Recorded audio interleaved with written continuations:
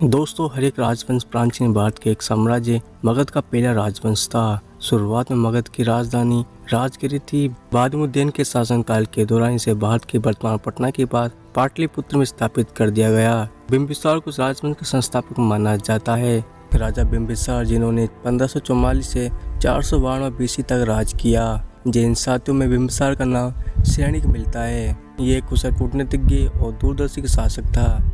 उसने अपने समय के लगभग सभी प्रमुख राजवंशों के साथ वैवाहिक संबंध स्थापित करके राज्य का विस्तार किया।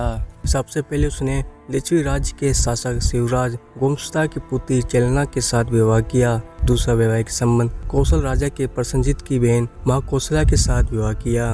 इसके बाद सब सिंधु देश यानी कि आज का पंजाब की राजकुमारी सेमा के साथ विवाह किया। माँ बग्ग के अनुसार बिंबिसार की 500 रानियां थी। उसने अवंती के शक्तिशाली राजा चंद्रप्रद्योत के साथ दोस्ताना संबंध बनाया। सिंध के शासक रुद्रयान और गंगधार के मुक्त रंगती से भी उसका दोस्ताना संबंध था। उसने अंग राज्य को जीतकर अपने साम्राज्य में मिला लिया, जहां उसने अपने पुत्र अजातशत्रु को उपराज्य नियुक्त किया।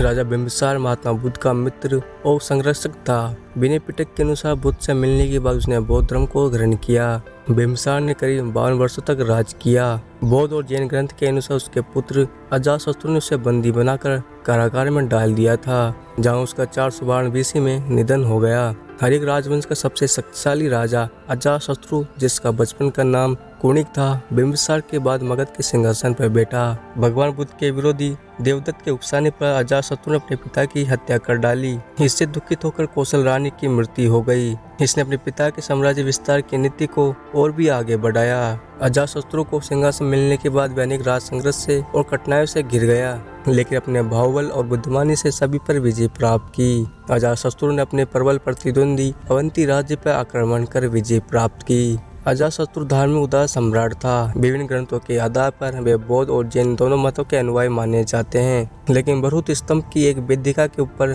अजातशत्रु को बुद्ध की वंदना करते हुए दिखाया गया है। इसने अपने शासनकाल के 8वें वर्ष में बुद्ध के महापरिनिर्वाण के बाद उनके अवशेषों पर राजगृह में स्तंभ का निर्माण करवाया और 483 BC में राजगढ़ की सप्तपर्णी गुफा में प्रथम बौद्ध संगीति का आयोजन करवाया। सिंगली अनुश्रुतियों के अनुसार उसने लगभग 32 वर्षों तक राज किया और 460 BC में अपने पुत्र उदयन या उदयन के हाथों मारा गया। अजातशत्रु के बाद उदयन मगध का राजा बना, जिसने 460 से 444 BC तक राज किया। बौद्ध ग्रंथ के अनुसार इसे पृथहंता और जैन ग्रंथ के अनुसार पृथभक्त कहा गया। इसकी माता का नाम पद्मावती था। उदयन शासक बनने से पहले चंपा का उपराजा था। यह भी अपने पिता की तरह वीर और विस्तारवादी नीति का पालक था। इसने पाटलिपुत्र को बसाया और अपनी राजधानी राजगिर से पाटलिपुत्र स्थापित की। मगध के सबसे बड़े शत्रु राजा अवंती के गुप्तचरों ने उदयन की हत्या कर दी। बौद्ध ग्रंथों के अनुसार उदयन के 3 पुत्र थे, अनिरुद्ध, मंडक और नागदर्शक, और इन तीनों पुत्रों ने बारी बारी मगध पर राज किया। हर्यक वंश का अंतिम राजा नागदर्शक था, जो अत्यंत विलासी और कायर शासक था। शासन तंत्र में ढीलेपन के कारण जनता में व्यापक असंतोष फैल गया। राज्य विद्रोह कर उसका सेनापति सुसुनाग राजा बना, जिसने 413 BC में सुसुनाग वंश की स्थापना की। दोस्तों, अगर आपको वीडियो अच्छा लगा तो वीडियो को लाइक करें और कमेंट करके बताएं वीडियो कैसा लगा। और अगर आप हमारे चैनल पर नए हो तो हमारे चैनल को सब्सक्राइब करना ना भूलें, बेल आइकन का बटन दबाना ना भूलें। तो मिलते हैं नेक्स्ट वीडियो में। जब तक के लिए जय हिंद, वंदे मातरम।